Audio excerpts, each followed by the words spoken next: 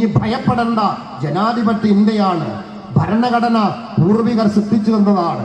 ആ സാഹചര്യം രൂപപ്പെടുത്തിയത് പോരാട്ടങ്ങളിലൂടെയാണ് എന്ന് തലമുറയെ പഠിപ്പിക്കാൻ നമുക്ക് ബാധ്യതയുണ്ട് എന്ന് മാത്രം ഓർമ്മപ്പെടുത്തിക്കൊണ്ട്, വളരെ അപകടകരമായ വഖഫ് ബില്ല്, ആ വഖഫ് ബില്ല് ആര് കൊണ്ടുവന്നാലും അത് അംഗീകരിക്കില്ല എന്ന നിലപാടിനോടൊപ്പം ഈ രാജ്യത്തെ വഖഫ് സ്വത്ത് കൊള്ളയടിച്ച് ഈ രാജ്യത്തിന്റെ മതന്യൂനപക്ഷങ്ങളെ സാമ്പത്തികമായി, ശാരീരികമായി, സാംസ്കാരികമായി സർവ്വതലങ്ങളിലും തകർക്കാനും ഭരണപക്ഷത്ത്, ഞാൻ ആവർത്തിക്കുന്നു, RSSകാരനായ ഒരു മുസ്ലിം പേരുകാരനെ പോലും സാന്നിധ്യം കൊണ്ട് അവർ മതനിരപേക്ഷത പറയാത്തവർ വഖഫ് ബോർഡിൽ ഇത് വേണമെന്ന് പറയുന്നതിന്റെ കാപട്യം തിരിച്ചറിയാൻ നമുക്ക് കഴിയും. അത് കഴിയണം, അതിനെ ചോദ്യം ചെയ്യണം.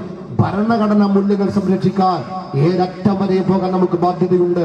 അത് നമ്മുടെ ഉത്തരവാദിത്തമാണെന്ന് ഓർമ്മപ്പെടുത്തിക്കൊണ്ട്, സൗഹൃദം വേണം, പക്ഷേ ആത്മാഭിമാനം പടയപ്പെടുത്തിക്കൊണ്ടല്ല.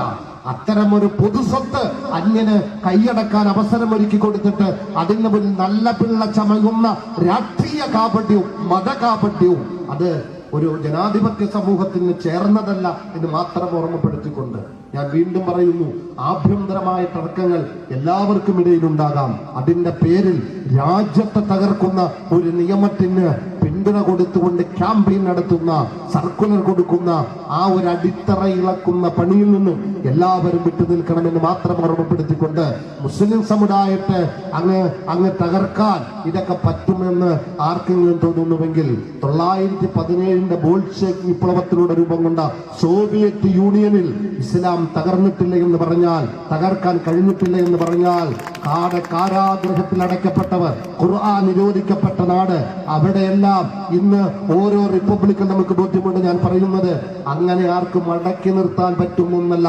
വിശ്വാസത്തിന്റെ വിശുദ്ധി, അതിന്റെ പ്രകാശം എന്നുകൂടി ഒരു വിശ്വാസം ഓർമ്മപ്പെടുത്തിക്കൊണ്ട് നമുക്ക് വിശ്വാസത്തിന്റെ മൂല്യങ്ങൾ കാത്തു സൂക്ഷിച്ച് ഭരണഘടനാ മൂല്യങ്ങൾ ഉയർത്തിപ്പിടിച്ച് നിർഭയത്വത്തോടെ മുന്നോട്ട് പോകാം. ഈ ബില്ല് പാർലമെന്റ് കൊണ്ടുവന്നാലും അംഗീകരിക്കാൻ സാധ്യമല്ല.